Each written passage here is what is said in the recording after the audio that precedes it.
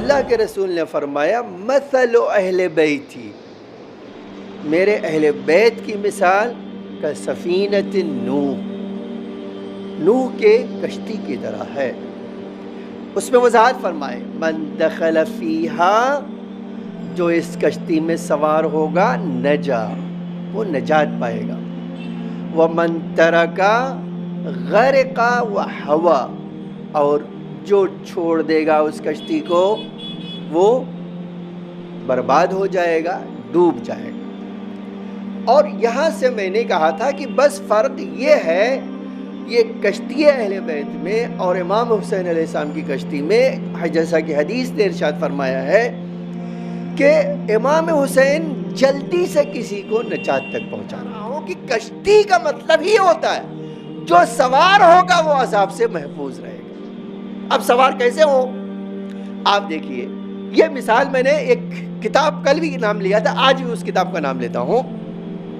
وہ کتاب ہے سحاب رافت، رحمت۔ سحاب کا مطلب کہا تھا میں نے کل بھی، بادل ہوتا ہے۔ رحمت تو رحمت آپ ہر آدمی جانتا ہے، ہم مسلمان رحمت خدا سے تو بہت اچھی طرح سے واقف ہیں، ہم جانتے ہیں۔ تو اس کتاب کا نام ہی ہے رحمت کے بادل۔ اچھا، اللہ دیکھیے، خدا کی ذات کو بھی سمجھنے کی ضرورت ہے۔ اللہ نے ہمیں اگر چاہا ہوتا کہ ہم خالی اطاعت کریں، ہم سے کوئی گناہ سازد نہ ہو، تو ہمیں فرشتہ بنا دیتا تھا، ٹھیک ہے؟ اور اگر ہمیں واقعاً خالی جو ہے خواہشات کا بندہ ہی بنانا ہوتا تو ہمیں جانور بنا دیتا تھا، لیکن ہمیں نہ فرشتہ بنایا اور نہ ہی جانور بنایا۔ ایک طرف عقل دی، سمجھ دیا، دوسری طرف خواہشات دی، اور ہمیشہ ان دونوں کو فائٹ کرنے کے لیے کہا دیکھو میں تمہیں بتائیں دونوں جذبے ہمیشہ ٹکراتے رہیں گے۔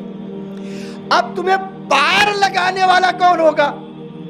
ایسا طاقتور تمہیں انسان چاہیے پار لگانے کے لیے جس کی عقل اس کے خواہشات پر غالب ہو، وہی تمہیں پار لگا سکتا ہے۔ اور پوری تاریخ میں پوری گارنٹی سے کہہ سکتا ہوں کہ اس بات کو کہ عقل ہو اور 100% جذبات پہ قابو رکھتا ہو، یہ سوائے معصوم امام کے کوئی ملنے والا نہیں ہے۔ یہ نہیں کہہ سکتا ہوں کہ نہیں ہو سکتا ہے، ہو سکتا ہے لیکن ملتا نہیں۔ اب ایسے صورت میں کیا ہے، اگر میرے جیسا آپ کے جیسا گنہگار اپنے آپ کو اس امام سے جوڑ دے، وہ امام کیا کرے گا؟ اس کشتی کی طرح کھینچ کے اس پار لگا دے گا۔ یہ ہے کشتی نجات، یہ ہے سمجھنے کی ضرورت، یہ ہے سمجھنا کہ مولا کی معرفت اور حسین سے وابستہ رہنے کا مطلب کیا ہوتا ہے۔ اب یہ واقعہ سن لیجئے، یہ واقعہ اس کتاب میں آپ دیکھیے، صحاب رافت رحمت نام کتاب ہے۔ میں نے کہا 100 نمبر 90-99 پیج کے بعد یہ واقعہ آپ کو مل جائے گا، 5واں یا 6واں واقعہ ہے۔ اور ہمارے ایک جلیل القدر عالم علامہ نوری نے لکھا ہے، ٹھیک ہے؟ اچھا، ہمارے تصور کے بالکل خلاف، آپ اور میری سوچ کے بالکل خلاف۔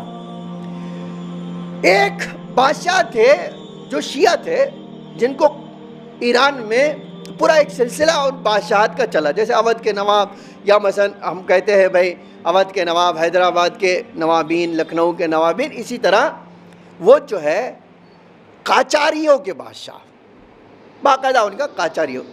ان کا ایک وزیر تھا، اس وزیر کا نام نبی مرزا تھا۔ اس نبی کا نام کیا تھا؟ نبی مرزا۔ ان کے وزیر کا نام نبی مرزا۔ اور اب ظاہر سی بات ہے، دیکھیے دنیا میں کسی کے پاس پاور آ جائے، وزیر ہے تو دنیا کا پاور تو ویسے ہی بہت بڑی انسان کے لیے خطرات کا سبب بنتا ہے، بہت بڑے جو ہے امتحان کا سبب بنتا ہے۔ بہت کم انسانوں کو دیکھا گیا ہے کہ پاور ہو دنیا میں اور اپنے آپ کو اللہ کا بندہ بنا کے رکھے۔ شیطان بننا بڑا آسان ہے، اللہ کا بندہ بننا بہت مشکل ہے۔ آج ان کے بارے میں ملتا ہے، مرحوم نونی نے لکھا ہے، کوئی ایسا خراب کام، گناہ نہیں تھا جو اس آدمی نے نہ کیا۔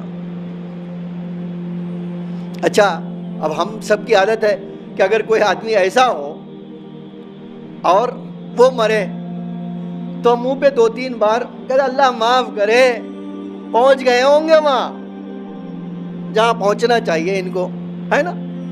ہم سب کا تصور یہی کہتا ہے. اور ہر آدمی کو مرنا تو ہے ہی ہے، موت کے آغوش میں تو ہر آدمی کو جانا، چاہے میں ہوں یا کوئی بھی ہو. جب انبیاء اور صالحان نہ رہ گئے تو میں اور آپ کیا ہے؟ تو وہ ان کا انتقال ہوا تو ایک بڑے عالم نے خواب میں دیکھا. دیکھیے ایک بڑے عالم نے خواب میں دیکھا قیامت آ گئی، جنت کے بڑے بڑے جو محل، کہتے میں وہاں سے گزرا تو ایک جگہ سے آواز آئی یہ جو ہے نبی مرزا کا محل ہے. تب تو میں چونکی گیا، یہ بدماش وزیر جس نے کوئی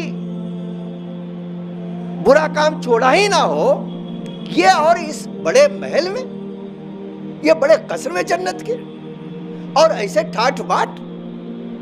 کہتے فکر تو انسان کی فوراً، کہتے آپ ادھر سے گزر ہوا جیسے ہی آواز فلاں کا ہے تو ذہن میں طرح طرح کا تصور ہے. ایک بار فرشتے نے کہا کہ اگر چاہو تو اس کے اندر بھی جا کر دیکھ سکتے ہو، اسے مل سکتے ہو، جانا چاہو گے؟ کہا آپ تو ذہن میں جاسوسی فطرت میں ہے، تجسس. کہا آپ دیکھ ہی لے کون ہے بھائی، کیا ہوا؟ گئے دیکھا وہی نبی مرزا بڑے ٹھاٹ سے بیٹھا ہوا ہے، اور ہم تو خالی اس کو دیکھ رہے تھے، لیکن اس نے ہمیں دیکھتے ہی کہا کہ مولوی صاحب چوک گئے ہوگے، آپ کے ذہن میں میری تصویر کچھ اور ہے اور یہاں دیکھ رہے ہو تو فٹ ہوتی نہیں ہے. تو میں آپ کو بتا ہی دیتا ہوں، آپ اتنا نہ سوچئے، آپ اتنا غور نہ کیجئے، اپنے ذہن کو اتنی تکلیف دینے کی ضرورت نہیں ہے. یہ میرے اعمال کا نتیجہ نہیں ہے، یہ حسین کی عطا ہے. ایک صلوات پڑھیے محمد و آل محمد. تو اب ایک سوال واقع ہوتا ہے، اس نے کہتے یہ میرا کوئی کام نہیں ہے، یہ میرے آقا کی عطا ہے. تو کہا تم کو آقا نے عطا کیوں کیا؟ اب یہ بھی تو بتا دو، تمہارے جیسے انسان کو آقا نے عطا کیسے کیا، عطا کیوں کر کیا؟ تو بڑا عجب جملہ کہا آپ کو پتا نہیں ہے قبلہ، میرے پاس ایک نمک کی خان تھی، کان، میرے پاس ایک نمک کی کان تھی، میں نے زندگی بھر اس کان کے پیسے کو نجف بھیجا، کس لیے؟ تاکہ مولا کی عزاداری میں خرچ کر دو.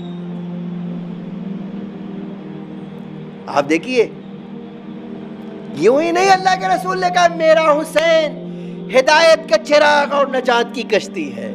اس کے پیچھے حکمت یہ ہے کہ حسین کی ذات کچھ اور ہے، خدا کی نگاہوں میں ان کا امام کا مرتبہ کچھ اور ہے. کہا خدا کی قسم میں نے اس کان کا پیسہ تھوڑا ہو یا زیادہ ہو، میں نے ہمیشہ وہ پیسہ کس کو؟ نجف بھیجا، اور یہ کہلوا دیا کہ یہ پیسہ مولا کی عزاداری میں خرچ کر دو. اب صبح ہوئی، وہ عالم صبح ہوئی اور بڑا عجب خواب دیکھا تھا. تو اپنے محلے میں خود بھی عالم تھے، ایک بڑے عالم کے پاس گئے جو تہران میں رہتے تھے، ان کے پاس گئے، ان سے کہا میں نے بڑی عجیب بات، بڑا عجب خواب دیکھا ہے. کہا کیا دیکھا ہے؟ انہوں نے بتا دیا.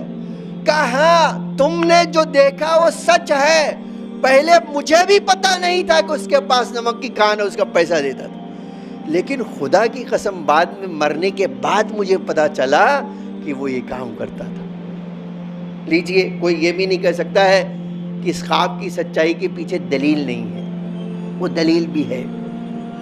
عزیزان گرامی، یہی بات آج اپنی روکتا ہوں.